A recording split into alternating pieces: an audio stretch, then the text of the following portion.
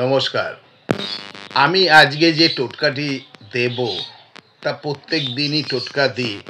তা আজকে একটু অন্য কিছু আপনাদের সামনে আমি তুলছি।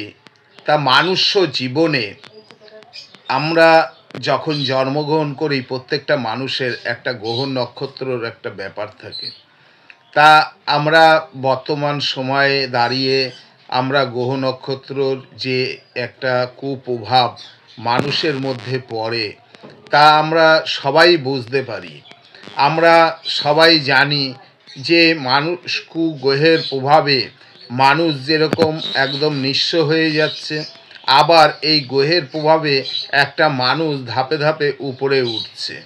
তা আমরা দেখা যায় আমাদের ঘরের সন্তান এবং আমাদের ঘরের ছেলেপেলেদের যে আমরা পড়াশোনার দিকে আমরা ঝুঁকি, প্রত্যেকটা ঘরেই তাদের সন্তানদের একটু ভালো পড়াবে, একটু ভালো রাখবে, তার সন্তানটি নানানভাবে উন্নত হবে, এই রকম একটা পরিস্থিতির মধ্যে আমরা এখন এসে গেছি।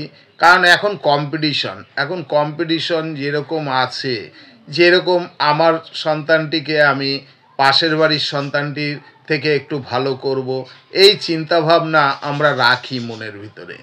তা এই চিন্তাভাবনা রাখতে গেলে আপনি কি কখনো ভেবে দেখেছেন যে আপনার সন্তানটিকে আপনি যেই পথে নিতে চাইছেন, আপনার সন্তানটির জন্মকুণ্ডলিতে সেইটি আছে কি না?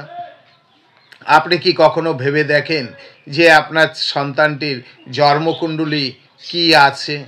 আপনার সন্তানটির জন্মকুণ্ডলী যে বিদ্যাক্ষেত্র, সেই বিদ্যাক্ষেত্রটি আপনার কীরকম পজিশনে আছে, সেটি কি খারাপ না ভালো, কখনো ভেবে দেখেছেন?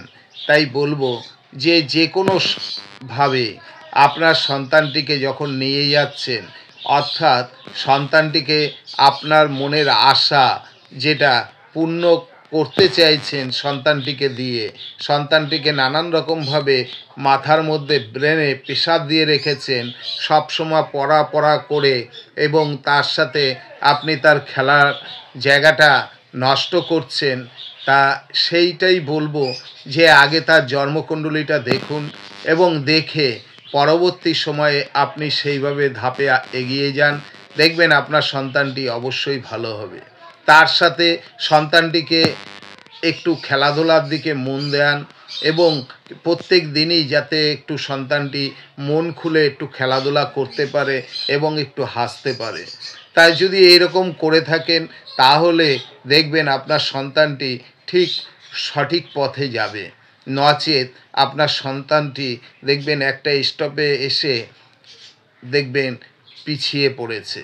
আপনার সন্তানটি ঠিক সেই জায়গাটায় যখন নাকি আপনার লাস্ট স্টেপ, সেই সময় আপনার সন্তানটি পিছিয়ে পড়ছে, এবং তখন আপনার কী হবে, নিজেকে দোষ দিতে ইচ্ছা করবে, এবং আপনি আপনার সন্তানটির যে খারাপ সেটা আপনার সবসময় আপনার নিজেকে নিতে হবে। তখন কি আপনার ভালো লাগবে? তখন কি আপনি নিজেকে মেনে নিতে পারবেন যে আপনার সন্তানটি খারাপ আপনি করেছেন? তাই বলছি, সন্তান যখনই আপনি কিছু করছেন, সন্তানটিকে আগে তার কুণ্ডলী বিচার করুন।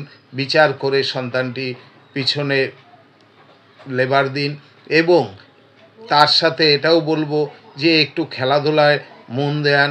অবশ্যই ফোনটা দেবেন না, ফোন দিয়ে সন্তানটিকে নষ্ট করবেন না।